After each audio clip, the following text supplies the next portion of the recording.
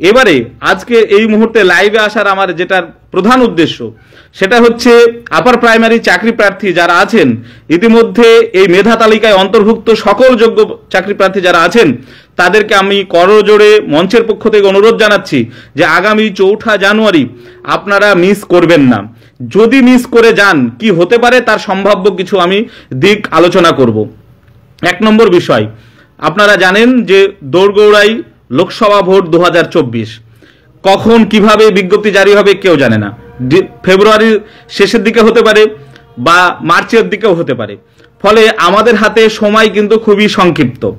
এই সময়ের মধ্যে আমরা মনে করি লাস্ট যে কাউন্সিলিং প্রক্রিয়া হয়েছে 2 ডিসেম্বর থেকে 2 জানুয়ারি হয়েছে, অর্থাৎ দীর্ঘ একটা মাস অতিক্রান্ত হয়েছে। তারপরে কিন্তু আমরা রাস্তায় নেমেছি, যথেষ্ট সময় কিন্তু স্কুল সার্ভিস কমিশনকে আমরা দিয়েছি এবং আমাদের মনে হয় এই 4 জানুয়ারি যেভাবে আমরা যোগাযোগ করেছি বা চাকরি প্রার্থীরা আমাদের সঙ্গে যেভাবে যোগাযোগ রেখেছে তাতে একটা বৃহৎ ঐতিহাসিক অভিনব মহা মিছিল হতে চলেছে কলেজ স্কয়ার থেকে।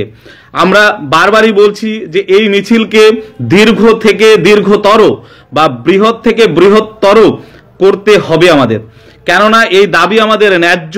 যত চাকরি প্রার্থী রয়েছে, যতজন মানে বিভিন্ন ধর্ণামঞ্চ চালাচ্ছে, তাদের সমস্ত দাবিকে আমরা সমর্থন জানিয়ে বলতে পারি সবচেয়ে ভ্যালিড দাবি যদি কারোর থেকে থাকে সেটা আপার প্রাইমারি চাকরি প্রার্থীদের।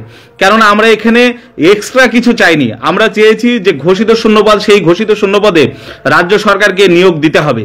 এই ধরনের টালবাহানা আর মানা যাবে না, গেলে রাস্তায় নামতে হবে।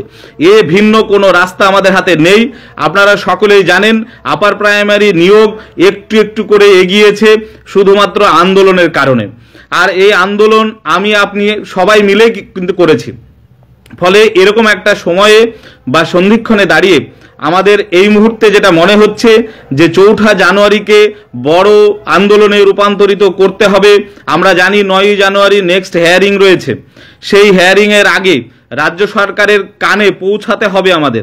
অনেকে বলবেন সবই তো জানে, সব কিছুই জানুক না কেন, আপনি কারো কাছ থেকে কোনো টাকা পান, বারবার যদি না বলেন তাহলে তো সে ভাববে ঠিক আছে বলছে না, ফলে কোনো সমস্যা নেই, কিছুদিন পরে হলেও হবে। ফলে এরকম ভাবে হতে পারে যে কোনো রকমে যদি জানুয়ারি মাসটাকে পার করে দিতে পারে তাহলে কিন্তু ফেব্রুয়ারি মাসে কি হবে বলবে আর একটু দেখি, বা একটা নোটিশ করলো কিছু,